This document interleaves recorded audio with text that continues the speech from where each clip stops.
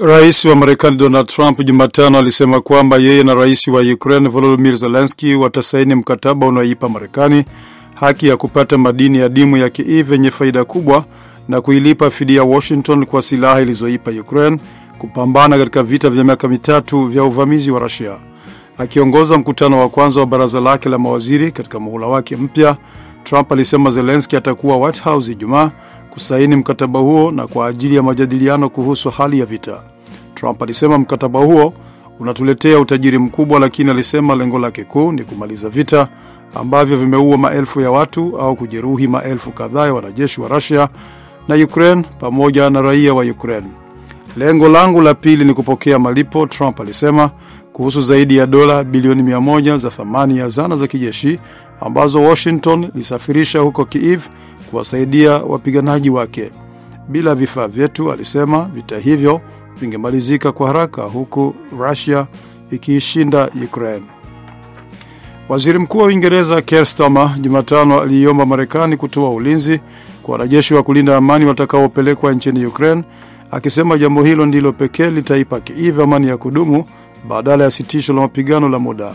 Akielekea Washington kwa mkutano wa rais wa Marekani Donald Trump, Starmer kwa mara nyingine alisema Uingereza itatekeleza jukumu lake katika kazi yoyote ya kulinda amani nchini Ukraine, lakini itafanya hivyo tu kwa msaada fulani kutoka Marekani.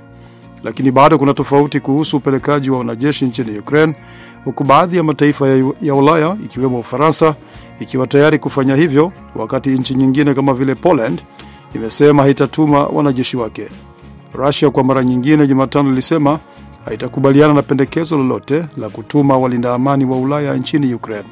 Kwa Starmer, jambo muhimu katika makubaliano ya amani ya Ukraine ni kupata kile anachokiita uungaji mkono wa Trump, jambo ambalo bado halijafafanuliwa wazi.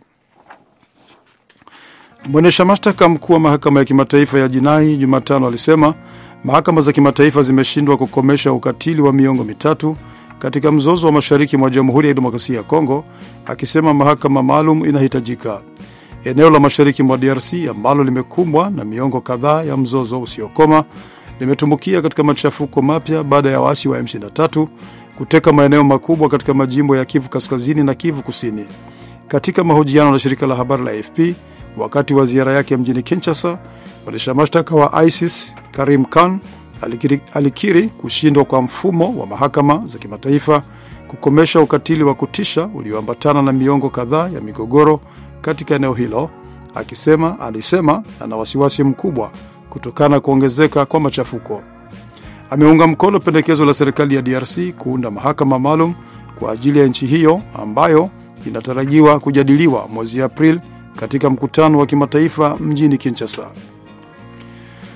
Serikali ya Uganda imesema Jumatano kwamba mmoja wa wake na watoto watatu wa kiongozi wa uasi Joseph Kony wamerejeshwa Uganda kutoka Jamhuri ya Afrika ya Kati. Harrison Kamau anasimulia zaidi.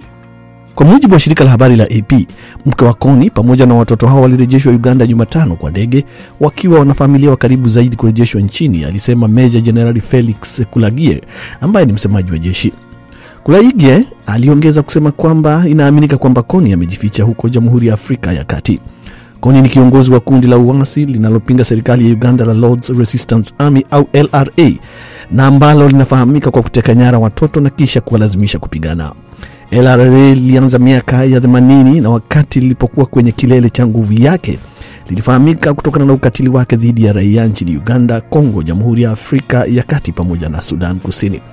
Kony anasakwa na mahakama ya kimataifa ya jinai akikabiliwa na kesi 36 za uhalifu wa kivita na uhalifu dhidi ya binadamu kaskazini mwa Uganda kati ya Julai 2002 na Disemba 2005.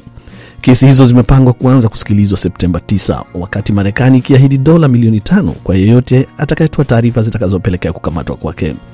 Mwaka 2012, kundi la wanaharakati lenye makao yake hapa Marekani la Invisible Children lilionyesha video kwenye mitandao ya kijamii ikiangazia ukatili uliotekelezwa na LRA. Hata hivyo, umaarufu wa kundi hilo umeshuka katika miaka ya karibuni kufuatia kuuawa au kukamatwa kwa makamanda wake wa ngazi za juu. Unaendelea kusikiliza matangazo ya Kumekucha Afrika kutoka Washington DC. Shirika la Umoja Mataifa la mpango wa chakula duniani Jumatano lilisema kwamba limelazimika kusitisha shughuli zake ndani ya ndani na karibu ya kambi ya wakimbizi ya Zamzam nchini Sudan inayokumbwa na njaa huko Darfur Kaskazini kutokana na kuongezeka kwa machafuko. Mapigano makali katika kambi ya Zamzam katika jimbo la Sudan la Darfur Kaskazini yameilazimisha WFP kusitisha kwa muda usambazaji wa chakula cha kuokoa maisha na msaada wa lishe katika kambi hiyo ya wakimbizi inayokumbwa na njaa. Machafuko yaliyoongezeka katika wiki mbili zilizopita yamepelekea washirika wa WFP kuchukua uamuzi wa kuwaondoa wafanyakazi wao kwa sababu za usalama, WFP ilisema katika taarifa. Mapigano kati ya jeshi la Sudan na wanamgambo wa Rapid Support Forces RSF yaliongezeka mwezi huu katika kambi hiyo ambayo Umoja wa Mataifa unasema inahifadhi zaidi ya watu nusu milioni. Mfalme Mohamed wa 6 wa Morocco Jumatano aliwataka raia wa nchi hiyo kutofanya ibada ya kuchinja kondoo wakati wa sikukuu ya Eid al-Adha mwaka huu kutokana na kupungua kwa mifugo nchini humo kufuatia ukame wa miaka mingi. Eid al-Adha itakayoadhimishwa mwezi Juni inakumbusha kitendo cha Mtume Ibrahim ambaye alikuwa tayari kumtoa kafara mtoto wake ili kutekeleza amri ya Mungu.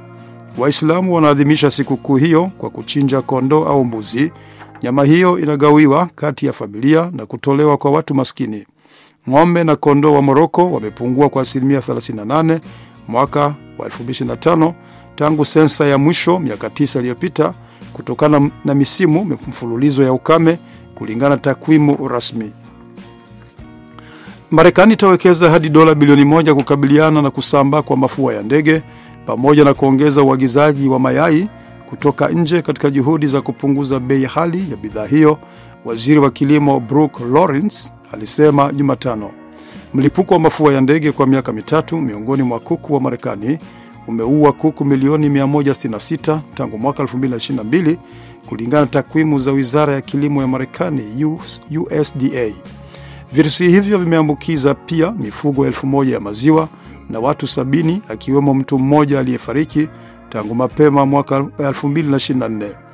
USDA itatumia hadi dola milioni 500 kufanya ukaguzi wa usalama wa viumbe kwenye mashamba kwa bure na dola milioni 400 kuongeza viwango vya malipo kwa wafugaji wanaolazimika kuua kuku wao kutokana na mafua ya ndege, Waziri Lawrence alisema katika mkutano na maafisa wa kilimo wa serikali. Brooke Lawrence alisema Jumatano.